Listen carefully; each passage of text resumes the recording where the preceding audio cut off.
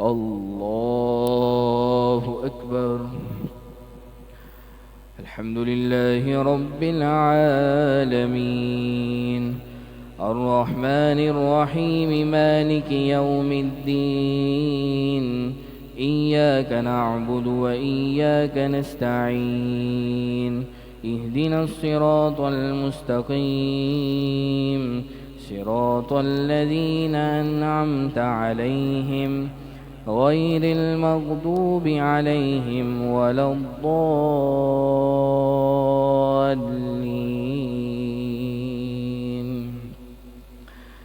الذين قالوا لإخوانهم وقعدوا لو أطاعونا ما قتلوا قل فادرءوا عن أنفسكم الموت إن كنتم صادقين ولا تحسبن الذين قتلوا في سبيل الله أمواتا بل أحياء عند ربهم يرزقون فرحين بما آتاهم الله من فضله ويستبشرون بالذين لم يلحقوا بهم من خلفهم ألا خوف عليهم ولا هم يحزنون يستبشرون بنعمة من الله وفضل وأن الله لا يضيع أجر المؤمنين. الله أكبر.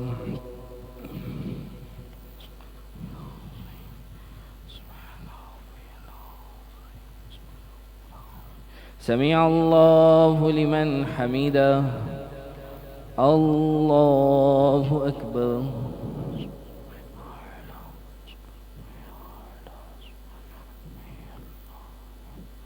الله أكبر. الله أكبر.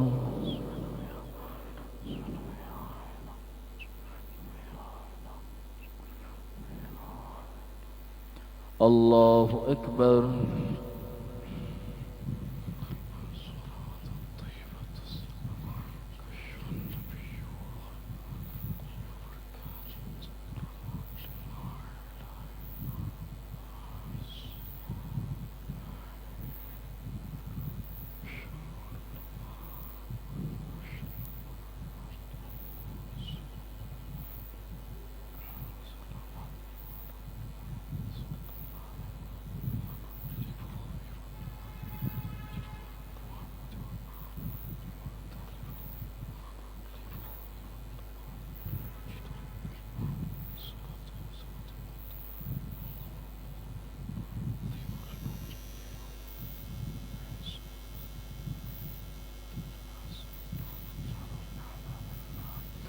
السلام عليكم ورحمة الله.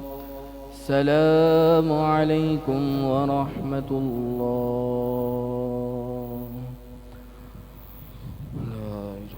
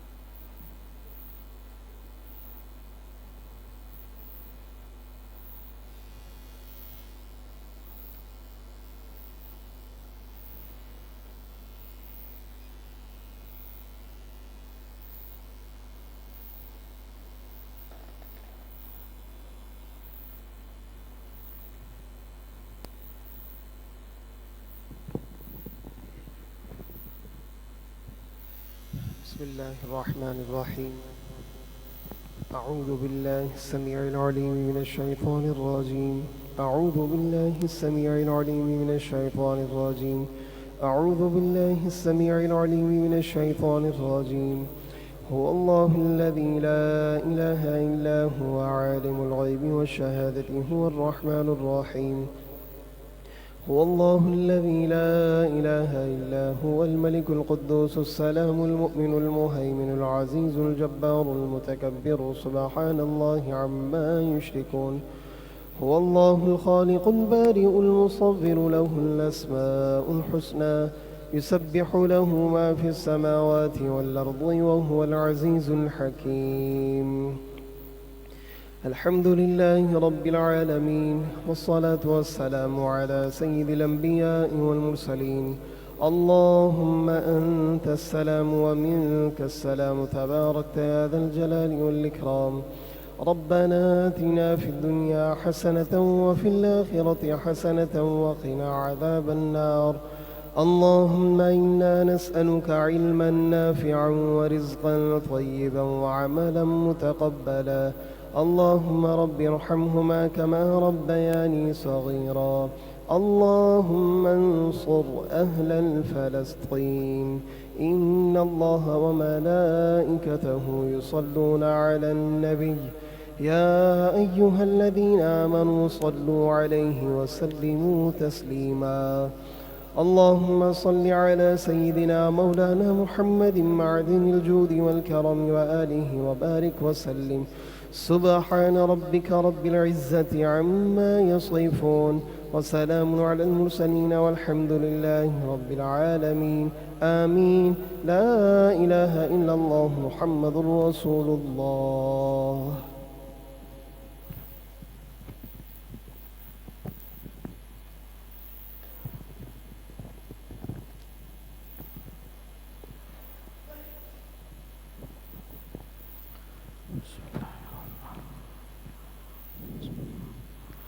نحمده ونصلي ونسلم على رسوله الكريم أما بعد فأعوذ بالله من الشيطان الرجيم بسم الله الرحمن الرحيم اهدنا الصراط المستقيم صراط الذين أنعمت عليهم غير المغضوب عليهم ولا الضالين آمين فإن من جودك الدنيا وضرتها ومن علومك علم اللوح والقلم مولاي صل وسلم دائما أبدا على حبيبك خير الخلق كلهم۔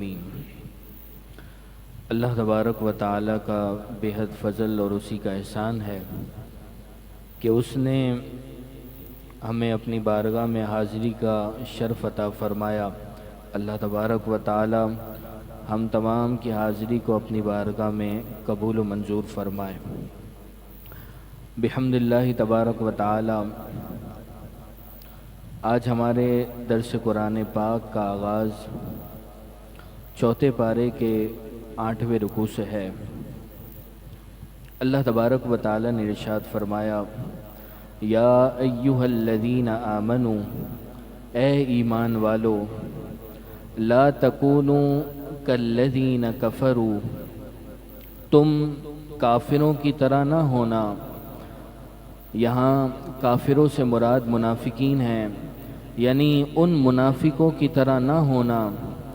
وقالوا لاخوانہم، کہ جنہوں نے اپنے بھائیوں کے بارے میں کہا اذا ضربوا فی الارض، کہ جب وہ سفر کے لیے گئے، زمین میں سفر کے لیے گئے، او کانوا غزاً، یا جہاد کے لیے گئے اور دنیا سے کوچ کر گئے۔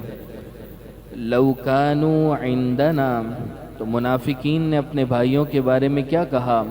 کہا کہ لو کانوا عندنا، اگر وہ ہمارے پاس ہوتے، ما ماتوا، وہ نہ مرتے، وما قتلوا، اور نہ مارے جاتے۔ اس آیت کریمہ میں ان منافقین کا ذکر ہے کہ جنہوں نے مسلمانوں کے بارے میں کہا کہ یہ غزوہ احد کے لیے مؤمنین جو گئے اور شہید ہو گئے، تو اگر یہ ہماری بات مان لیتے اور جہاد کے لیے نہیں جاتے اور سفر نہیں کرتے تو پھر وہ نہ مرتے اور نہ مارے جاتے۔ اللہ تبارک و تعالی نے ارشاد فرمایا لِيَجْعَلَ اللَّهُ ذَلِكَ حَسْرَةً فِي قُلُوبِهِمْ، تاکہ اللہ اسی بات کو ان کے دلوں میں حسرت بنا دے، یعنی وہ اس بات کے ذریعے مسلمانوں کو بزدل بنا کر جہاد سے روکنا چاہتے تھے، تو اس میں انہیں ناکامی ہوئی۔ جیسے ہی منافقین نے ایسی باتیں کرنا شروع کی تو مسلمانوں میں مزید جذبہ جہاد اجاگر ہو گیا، ان کے جذبات مزید بلند ہو گئے اور یہ ناکامی ان کے لیے حسرت بنا دی گئی۔ فرمایا واللہ یحیی و یمیت، حقیقت تو یہ ہے کہ اللہ ہی زندہ کرتا ہے اور اللہ ہی موت دیتا ہے۔ یہ جہاد میں جانے کی وجہ سے ان کی زندگیاں ختم نہیں ہوئیں۔ انسان کو موت تو اس کے بستر پر بھی آ جاتی ہے اگر موت کا وقت آ جائے۔ فرمایا کہ واللہ یحیی و یمیت، حقیقت یہی ہے کہ اللہ ہی زندہ کرتا ہے اور موت دیتا ہے۔ موت و حیات اسی کے اختیار میں ہے، وہ چاہے تو مسافر اور غازی کو سلامت واپس لے آئے، اور جو گھر میں محفوظ آرام کر رہا ہے اسے موت دے دے۔ ان منافقین کے پاس یہ باتیں جو وہ کر رہے تھے، اس سے ان کا مقصود مسلمانوں میں بزدلی کو پیدا کرنا تھا تاکہ مسلمان جہاد سے دور ہو جائیں۔ اللہ تبارک و تعالی نے فرمایا واللہ بما تعملون بصیر، اور اللہ تبارک و تعالی تمہارے کاموں کو خوب دیکھ رہا ہے۔ وَلَئِن قُتِلْتُمْ فِي سَبِيلِ اللَّهِ، اور اے مسلمانوں اگر تم اللہ کی راہ میں قتل کر دیے جاؤ، شہید کر دیے جاؤ، او متتم، یا تمہیں اس کی راہ میں موت آ جائے، بالفرض وہ صورت پیش ہی آ جائے جس کا تمہیں وہ خوف دلا رہے ہیں، تو فرمایا لَمَغْفِرَةٌ مِّنَ اللَّهِ، تو یقیناً اللہ کی بخشش وَرَحْمَةٌ، اور اس کی رحمت خَيْرٌ مِّمَّا يَجْمَعُونَ، اس سارے مال دولت سے بہتر ہے جسے کافر جمع کرتے ہیں۔ فرمایا کہ جو راہ خدا میں مرنے سے اللہ کی بخشش اور رحمت حاصل ہوتی ہے، یہ وہ مغفرت اور رحمت ہے کہ جو ان کافروں کے مالوں سے کئی گنا بہتر ہے۔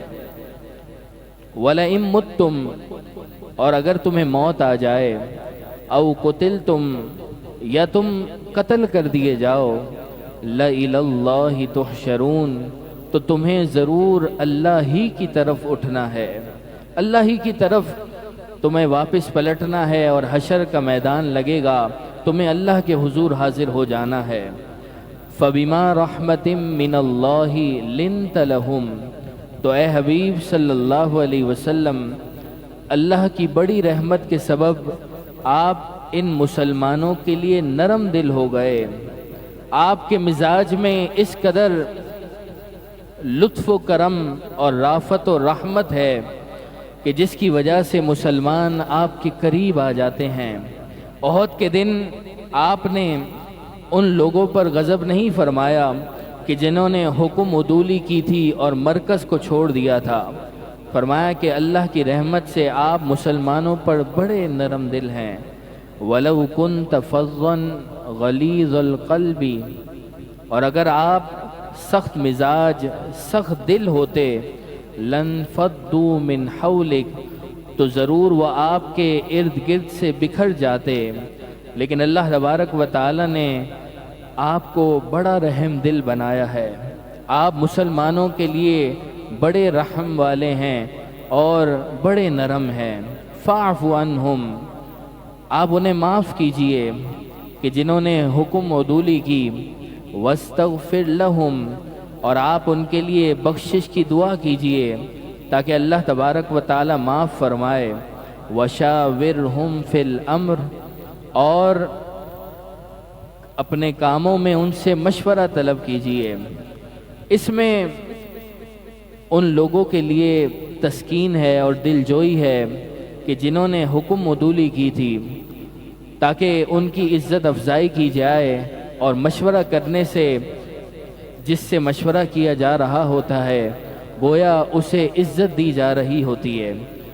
فرمایا کہ آپ اپنے معاملات میں، اپنے کاموں میں ان سے مشورہ طلب کیجئے۔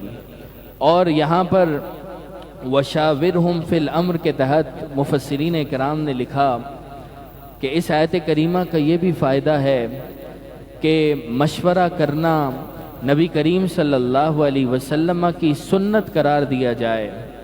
اسی وجہ سے یہاں پر وَشَاوِرْهُمْ فِي الْأَمْرِ کے الفاظ ذکر ہوئے کہ اے محبوب آپ اپنے کاموں میں مشورہ کیجئے، اور تاکہ آئندہ امت اس سے نفع اٹھاتی رہے، اور جو صاحب رائے لوگ ہیں، جو ذہین اور فتین لوگ ہیں، جو معاملات کو جاننے والے لوگ ہیں، ان سے لوگ مشورہ کر کے نفع اٹھا سکیں۔ فرمایا اب جب مشورہ کر لیا فَإِذَا عَزَمْتَ، پس جب کسی بات کا آپ پختہ ارادہ کر لیں، فَتَوَكَّلْ عَلَى اللَّهِ، تو پھر اللہ تبارک و تعالی پر بھروسہ کریں۔ توکل علی اللہ کے معنی کیا ہیں؟ اللہ تبارک و تعالی پر مکمل انسان بھروسہ کرنے والا ہو، تمام کاموں کو اللہ تبارک و تعالی کے سپرد کر دینا، اور تمام طاقتوں کو اللہ تبارک و تعالی کے لیے ماننا، یہ ہے توکل علی اللہ۔ سب سے پہلے مشورے کا درس دیا گیا، اور پھر مشورہ کرنے کے بعد اپنی صلاحیتوں پر انسان کو بھروسہ نہ ہو، بلکہ پھر وہ تمام معاملات کو اللہ کے سپرد کر دے۔ فرمایا ان اللہ یحب المتوکلین، بے شک اللہ تبارک و تعالی بھروسہ کرنے والوں کو پسند فرماتا ہے، محبوب رکھتا ہے۔ ان ینصرکم اللہ، اے مسلمانوں اگر اللہ تبارک و تعالی تمہاری مدد فرمائے، فلا غالب لکم، تو کوئی تم پر غالب نہیں آ سکتا۔ جب رب کی مدد تمہارے شامل حال ہو گئی تو پھر کوئی تم پر غالب نہیں آ سکتا، پھر کوئی تمہیں شکست نہیں دے سکتا۔ اور رب کی مدد اسے ہی حاصل ہوتی ہے جو اپنی قوت اور طاقت پر بھروسہ نہیں رکھتا، بلکہ اللہ تبارک و تعالی کی قدرت اور رحمت کا امیدوار ہوتا ہے۔ فرمایا وَإِن يَخْذُلْكُمْ، اور اگر اللہ نے تمہیں بے سہارا چھوڑ دیا، اور اگر وہ تمہیں بے سہارا چھوڑ دے، فَمَنْ ذَا الَّذِي، تو کون ہے، يَنْصُرُكُمْ مِنْ بَعْدِ، جو اس کے بعد تمہاری مدد کر سکے۔ اگر اللہ تبارک و تعالی مدد نہیں فرمائے گا تو پھر کون ہے جو تمہاری مدد کر سکتا ہے؟ وَعَلَى اللَّهِ فَلْيَتَوَكَّلِ الْمُؤْمِنُونَ، اور مسلمانوں کو اللہ ہی پر بھروسہ کرنا چاہیے، اور کوئی ذات ایسی نہیں ہے کہ جس پر بھروسہ انسان کرے۔ اللہ تبارک و تعالی پر ہی مسلمانوں کو چاہیے کہ وہ بھروسہ کریں۔ وَمَا كَانَ لِنَبِيٍّ أَن يَغُلَّ، اور کسی نبی کے شایان شان نہیں ہے کہ وہ خیانت کرے، کیونکہ انبیاء معصوم ہوتے ہیں، ان سے کوئی غلطی، کوئی خطا سرزد نہیں ہو سکتی۔ فرمایا کہ انبیاء علیہم السلام کی یہ شان ہے کہ اللہ تبارک و تعالی نے انہیں گناہوں سے پاک پیدا کیا ہے، معصوم عن الخطا پیدا کیا ہے، ان سے ایسا ممکن ہی نہیں ہے۔ اور جو کوئی شخص کچھ چھپائے تو اس کا حکم فرمایا وَمَن يَغْلُلْ، اور جو کوئی خیانت کرے، یَأْتِ بِمَا غَلَّ یَوْمَ الْقِیَامَةِ، تو وہ قیامت کے دن خیانت کی ہوئی چیز لے کر آئے گا، اور وہ مجرم کی طرح قیامت کے دن حاضر ہوگا، اور جس چیز کی اس نے خیانت کی ہوگی اس کی سزا وہ بھگتے گا۔ ثُمَّ تُوَفَّى كُلُّ نَفْسٍ مَا كَسَبَتْ، پھر ہر شخص کو اس کے عمل کا پورا بدلہ دیا جائے گا۔ وَهُمْ لَا يُظْلَمُونَ، اور ان پر ظلم نہ ہوگا۔ قیامت کے دن ہر شخص کو جو دنیاوی زندگی میں اس نے عمل کیا ہوگا، ہر ایک شخص کو اس کے عمل کا پورا پورا بدلہ دیا جائے گا۔ ایسا نہیں ہو سکتا کہ انسان نے زندگی میں کوئی نیکی کی ہو اور اس کا بدلہ نہ دیا جائے۔ ایسا بھی نہیں ہو سکتا کہ انسان نے کوئی گناہ کیا ہو اور وہ نامہ اعمال میں نہ لکھا گیا ہو۔ فرمایا کہ نیکیوں کے معاملے میں ان پر کوئی ظلم نہ ہوگا کہ ان کی نیکیاں چھپا لی جائیں، ایسا نہیں ہو سکتا۔ افمن اتبع رضوان اللہ، تو جو شخص اللہ کی مرضی پر چلا، اللہ تبارک و تعالیٰ کی اطاعت کی اور نافرمانی سے وہ بچ گیا، کمن باء بسخط من اللہ، کیا وہ اس کے برابر ہو سکتا ہے جو اللہ کے غضب کا مستحق ہوا؟ دو طرح کے شخص ہیں، ایک تو وہ شخص کہ جو اللہ تبارک و تعالیٰ کی اطاعت اور فرما برداری کر کے اللہ تبارک و تعالیٰ کی رضا حاصل کرنے والا ہے، اور دوسرا وہ شخص ہے کہ جو اللہ تبارک و تعالیٰ کی اطاعت سے منہ موڑ کر اس کے غضب کا مستحق ہونے والا ہے۔ فرمایا کیا یہ دونوں برابر ہو سکتے ہیں؟ وَمَأْوَاهُ جَهَنَّمُ، جو اللہ کے غضب کا مستحق ہوا اس کا ٹھکانہ جہنم ہے، وَبِئْسَ الْمَصِيرُ، اور وہ بہت برا ہی ٹھکانہ ہے۔ ہم درجات عند اللہ، اللہ کے نزدیک لوگوں کے مختلف درجے ہیں۔ جو فرما بردار ہیں ان کے لیے اللہ تبارک و تعالی نے جنت میں درجات رکھے ہیں، اور جو نافرمان ہیں ان کے لیے دوزخ میں ٹھکانہ ہے۔ واللہ بصیر بما یعملون، اور اللہ تبارک و تعالی ان کے سب کام دیکھ رہا ہے۔ لقد من اللہ علی المؤمنین، بے شک اللہ تبارک و تعالی نے مومنوں پر بڑا احسان فرمایا۔ من اللہ، اللہ تبارک و تعالی نے بڑا احسان فرمایا علی المؤمنین، مومنوں پر۔ وہ کون سا احسان ہے کہ جس کا تذکرہ اللہ تبارک و تعالی فرما رہا ہے؟ اذ بعث فیہم رسولا من انفسہم، وہ احسان یہ ہے کہ جب ان میں انہی میں سے ایک عظیم الشان رسول بھیجا۔ مومنوں پر احسان عظیم رسول پاک صلی اللہ علیہ وسلم کی ذات بابرکات ہے۔ فرمایا اللہ تبارک و تعالی نے مومنوں پر بڑا احسان فرمایا جب ان میں انہی میں سے ایک عظیم الشان رسول کو بھیج دیا۔ سید عالم صلی اللہ علیہ وسلم کی بعثت یہ نعمت عظیمہ ہے، اللہ تبارک و تعالی کی سب سے بڑی نعمت، کیونکہ آپ کی آمد سے پہلے جہالت کا دورہ تھا، گمراہی اپنے عروج پر تھی، تو اللہ تبارک و تعالی نے رسول کریم صلی اللہ علیہ وسلم کو ان میں مبعوث فرما کر انہیں گمراہی سے نجات دی، اور نبی کریم صلی اللہ علیہ وسلم کی بدولت انہیں بینائی عطا فرما کر جہالت سے نکال دیا۔ وہ اندھیروں میں تھے، اللہ تبارک و تعالی نے امت کو جہالت سے نکالا، اور آپ کے صدقے میں ہدایت اور رشد اور نور کی طرف اللہ تبارک و تعالی نے پھیر دیا نبی کریم صلی اللہ علیہ وسلم کے طفیل، اور آپ صلی اللہ علیہ وسلم کے طفیل اللہ تبارک و تعالی نے بے شمار نعمتیں عطا کی۔ انسان اگر صرف اپنے وجود میں غور کر لے تو کئی نعمتیں ہیں کہ جن کے نام بھی معلوم نہیں۔ آنکھ، ناک، کان، زبان، یہ تو ہم جانتے ہیں، لیکن ہمارے وجود میں ایسی نعمتیں موجود ہیں جس کے بارے میں ہمیں معلوم تک نہیں ہے، لیکن اللہ تبارک و تعالی نے ان چیزوں کے احسان کو نہیں یاد فرمایا۔ یہ نہیں فرمایا اللہ تبارک و تعالی نے تم پر بڑا احسان فرمایا، تمہیں آنکھیں دے دیں، کان دے دیے۔ فرمایا کہ اللہ کا احسان تم پر بڑا ہوا کہ جب تم میں رسول اللہ صلی اللہ علیہ وسلم کو مبعوث فرمایا۔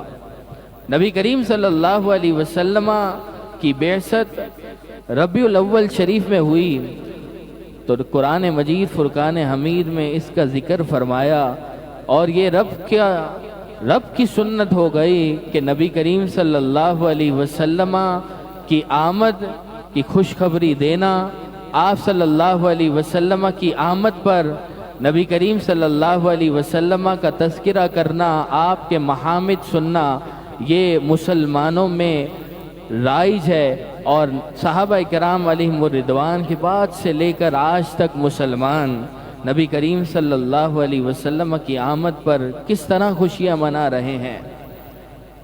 قرآن مجید فرقان حمید کی تلاوت کی جاتی ہے، نبی کریم صلی اللہ علیہ وسلم کی نعت ذکر کی جاتی ہے، اور اس طرح یہ پر نور محفل سجائی جاتی ہے۔ قرآن مجید فرقان حمید پڑھنا بھی ثواب، نبی کریم صلی اللہ علیہ وسلم کی صفات اور اوصاف کو ذکر کرنا یہ بھی باعث برکت ہے۔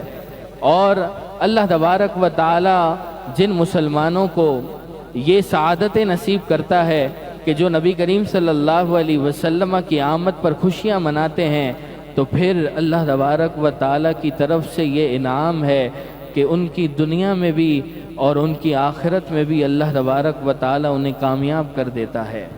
یہ ان لوگوں کے نصیب ہیں اور یہ خوش بختیاں ہیں کہ جنہیں یہ سعادت مل جاتی ہے۔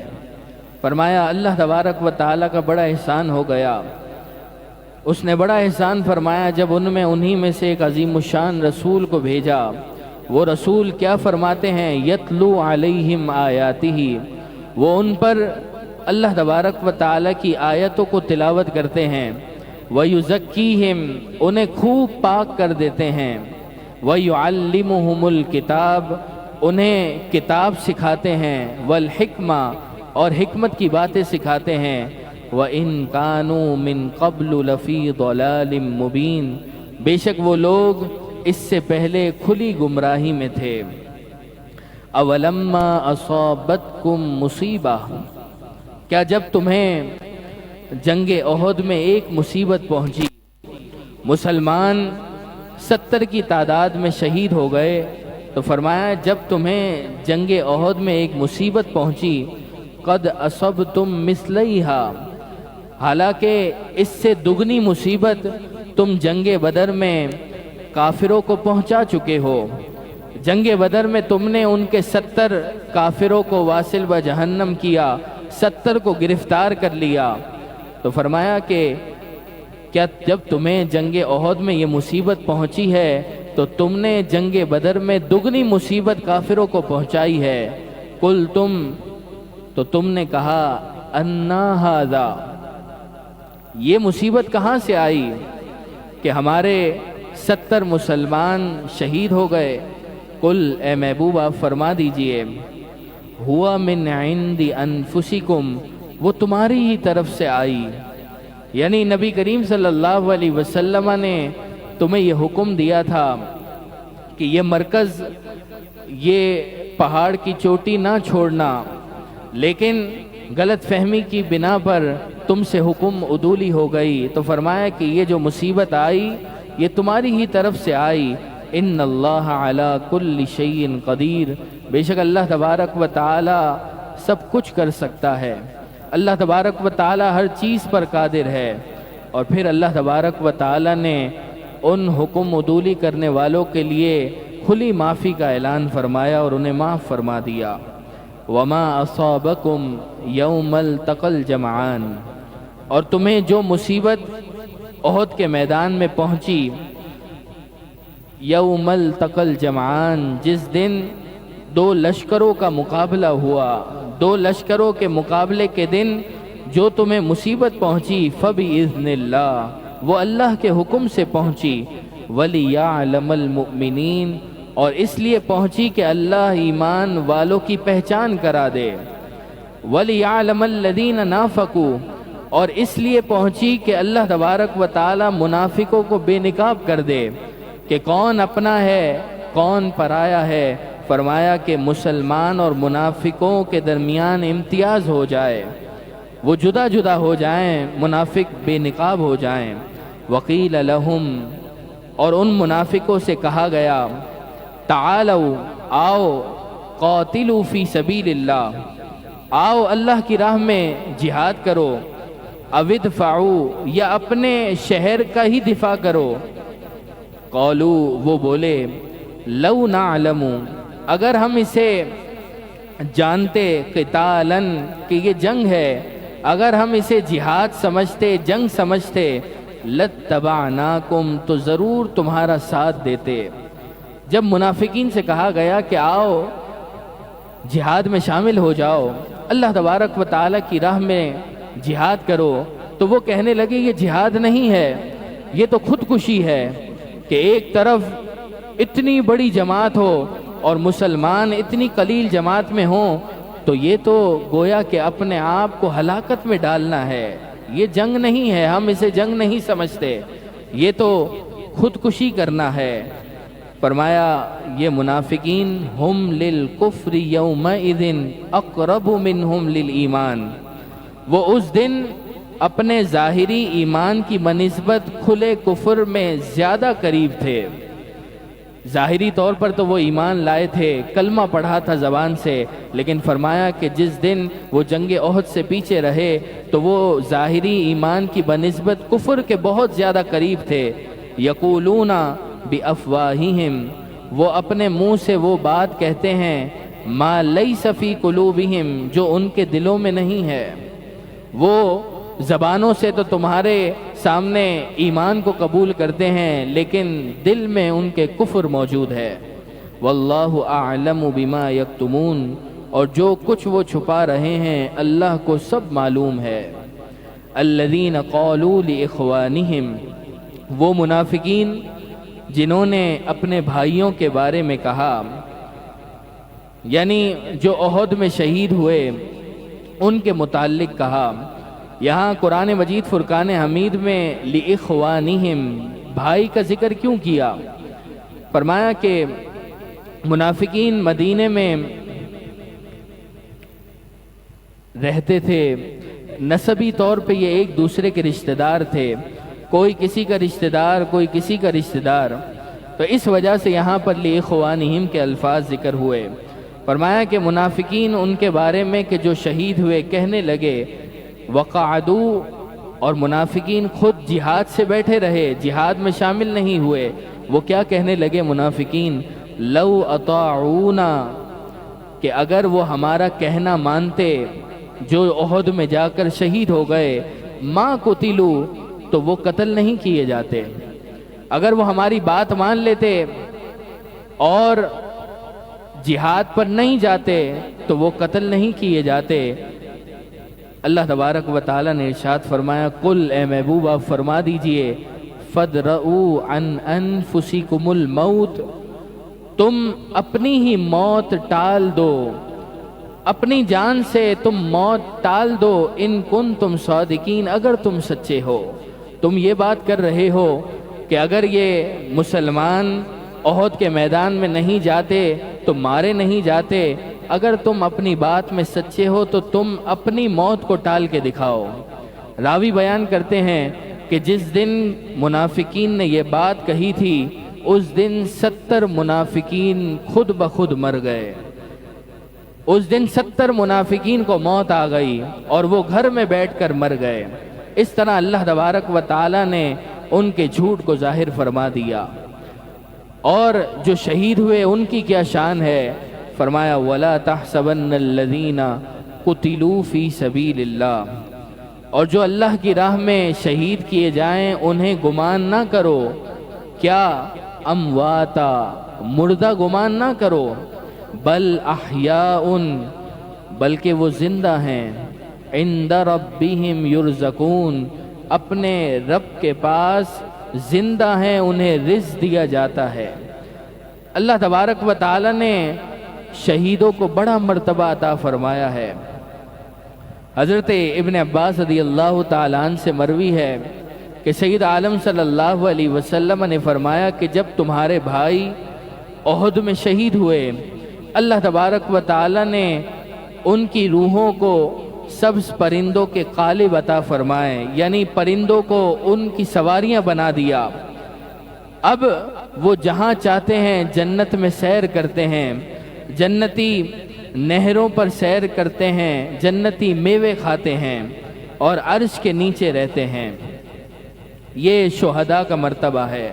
فرحین وہ خوش ہیں بما آتاہم اللہ من فضلی، اس نعمت پر جو اللہ تبارک و تعالی نے اپنے فضل سے انہیں عطا فرمائی، جو اللہ تبارک و تعالی نے اپنے فضل سے انہیں عطا فرمایا اس پر وہ خوش ہیں۔ وَيَسْتَبْشِرُونَ، اور وہ خوشیاں منا رہے ہیں بِالَّذِينَ لَمْ يَلْحَقُوا بِهِمْ مِنْ خَلْفِهِمْ، وہ اپنے پچھلوں کے بارے میں خوشیاں منا رہے ہیں جو ابھی شہید ہو کر ان سے نہیں ملے۔ کس بات میں خوشیاں منا رہے ہیں؟ اللہ خوف علیہم، کہ شہادت کے بعد ان پر بھی کوئی خوف نہیں ہوگا، ولا ہم یحزنون، اور نہ وہ غمگین ہوں گے۔ جو پہلے شہید ہو گئے وہ اس بات پر خوش ہو رہے ہیں کہ جب ہمارے بعد مسلمان بھائیوں کو شہادت کا مرتبہ ملے گا، وہ بھی جنت میں آئیں گے، تو پھر انہیں بھی کوئی خوف نہیں ہوگا اور وہ پھر غمگین کبھی نہیں ہوں گے۔ یستبشرون بنعمت من اللہ وفضل، وہ اللہ تبارک و تعالی کی نعمت اور اس کے فضل پر خوشیاں مناتے ہیں کہ اللہ تبارک و تعالی نے کس قدر بڑا مرتبہ عطا کر دیا۔ اللہ کی راہ میں انسان جب جہاد کرتا ہوا شہید ہو جاتا ہے تو پھر کیا مرتبہ اللہ عطا فرماتا ہے؟ ایسا مرتبہ اللہ عطا فرماتا ہے کہ نہ انہیں جو قبر ہے اس کی مٹی کھاتی ہے، اور پھر قیامت تک اللہ تبارک و تعالی اس زندگی سے بڑھ کر انہیں حیات عطا فرما دیتا ہے۔ فرمایا وَأَنَّ اللَّهَ لَا يُضِيعُ أَجْرَ الْمُؤْمِنِينَ، اور اللہ تبارک و تعالی مومنوں کے اجر کو ضائع نہیں فرماتا۔ ایسا نہیں ہو سکتا کہ مومن کوئی نیکی کرے اور اس کا اجر ضائع ہو جائے۔ اس میں ہمارے لیے ایک عظیم درس ہے کہ نیکی چھوٹی ہی کیوں نہ ہو، اس کو یہ کہہ کر چھوڑ دینا کہ یہ بڑی چھوٹی نیکی ہے۔ فرمایا کہ کیا پتہ اسی نیکی کے صدقے اللہ تبارک و تعالی تمہاری بخشش و مغفرت فرما دے۔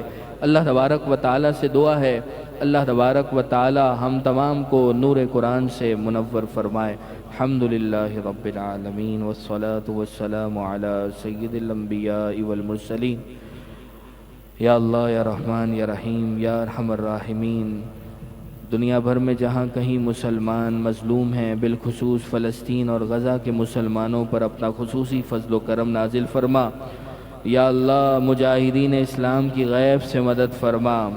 یا اللہ، ان کے ہتھیاروں میں، ان کے بازوؤں میں مزید قوت و طاقت نصیب فرما۔ یا اللہ، جو زخمی ہیں انہیں بہت جلد صحت یابی نصیب فرما۔ جو شہید ہو گئے، یا اللہ، معصوم بچوں کے خون کے قطروں کا صدقہ مالک بیت المقدس کو مکمل آزادی نصیب فرما۔ یا اللہ، مسلمانوں کو پھر سے عروج و ترقی نصیب فرما، مسلمانوں کو پھر سے بیداری نصیب فرما۔ یا اللہ، جتنے احباب یہاں حاضر ہیں، یا اللہ، ہر لمحے کے بدلے کروڑوں رحمتیں، برکتیں، راحتیں، چین، اطمینان نصیب فرما۔ یا اللہ، دنیا و آخرت کی ہر شرمندگی، ہر ذلت و رسوائی سے ہماری حفاظت فرما۔ یا اللہ، ہمارے گھروں میں، ہسپتالوں میں، دوست احباب، عزیز و اقارب، والدین میں سے جو بیمار ہیں، قرآن مجید فرقان حمید میں جتنے لفظ شین آئے، یا اللہ، ان کی برکتوں سے مکمل شفا یابی نصیب فرما۔ جو بیمار پریشان ہیں، مشکلات میں ہیں، تکالیف میں ہیں، سب کی مشکلات کو دور فرما۔ یا اللہ، اسی طرح ہمیں صبح کے لمحات میں تیرے نور والے کلام کو سن کر، اس کو سمجھ کر، اس پر عمل کرنے کی سعادت نصیب فرما۔ یا اللہ، یا رحمان، یا رحیم، زندگی بھر جتنی دعائیں مانگی، آئندہ مانگیں گے، جو ہمارے حق میں بہتر و قبول و مستجاب فرما۔ وصلی اللہ تعالی علی خیر خلقہ و نور عرشہ سیدنا و مولانا محمد و آلہ و صحبہ اجمعین برحمتک یا ارحم الراحمین۔ مولاي صل وسلم دائما أبدا على حبيبك خير الخلق كلهم يا ربي بالمصطفى بلغ مقاصدنا يا ربي بالمصطفى بلغ مقاصدنا واغفر لنا ما مضى يا واسع الكرم مولاي صل وسلم دائما أبدا على حبيبك خير الخلق كلهم. یا اللہ یا رحمان یا رحیم، درود و سلام کا صدقہ وسیلہ غازی